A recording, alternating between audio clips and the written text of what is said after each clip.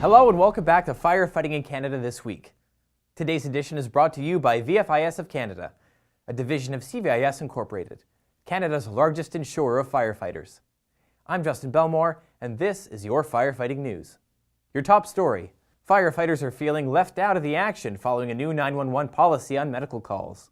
Then, top fire chiefs and HR experts will be networking at the 2018 Firefighter Career Expo, and so should you. And Canadian Regional Director for the NFPA Shayne Mintz writes in Firefighting in Canada about the grim aftermath of the Grenfell Tower fire in the UK, and a report that outlines ways to prevent it from happening again. A new 911 policy designed to improve ambulance response times also has firefighters feeling sidelined during lower-risk medical calls, when they could be helping out, CTV News reports.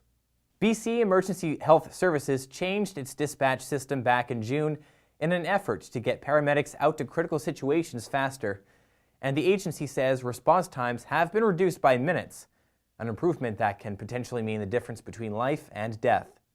The color-coded system is set up to prioritize resources for purple and red calls.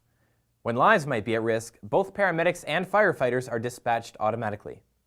But firefighters are now less likely to be sent to orange calls when patients' injuries are serious but not seemingly fatal. According to their union, it leaves firefighters with less to do. Coquitlam Mayor Richard Stewart says it also prevented them from learning about an 80-year-old woman who collapsed across the street from a local fire station in the summer. A volunteer first aid attendant called 911, and the fire hall still wasn't notified for half an hour until the mayor himself got on the phone to alert them. BC Emergency Health Services defended its dispatch model, however, noting that it has been tried and tested in different jurisdictions. Under the new system, firefighters are to be called to code orange situations when dispatchers believe they will reach the scene before paramedics. But an influx of resources stemming from a $31 million funding injection this year also means that paramedics are faster than they used to be. Canadian Firefighter magazine presents the 2018 Firefighter Career Expo. This year's event is taking place on September 29th at the Fire and Emergency Services Training Institute in Mississauga, Ontario. Whether you're on the fence about working in the fire service or are in hot pursuit of a long-term firefighting career, this event will ensure you understand candidate testing services, how to nail your resume, portfolio, and interview skills, hiring opportunities, and what it takes to be a great firefighter. To register, visit the Firefighting Career Expo Facebook page for the location and ticket info.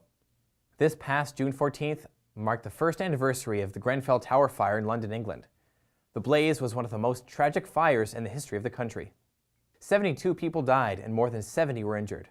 As ever, vigilance is needed on the part of fire authorities to avoid falling victim to contractors or building owners who may or may not knowingly try to cut corners and costs to be more competitive. Shayne Mintz writes in Firefighting in Canada about a free interactive tool to help navigate code requirements in high-rise buildings called Effect, the Exterior Facade Fire Evaluation and Comparison Tool. Read more on Effect at firefightingincanada.com. This is Annex Business Media's Niche TV.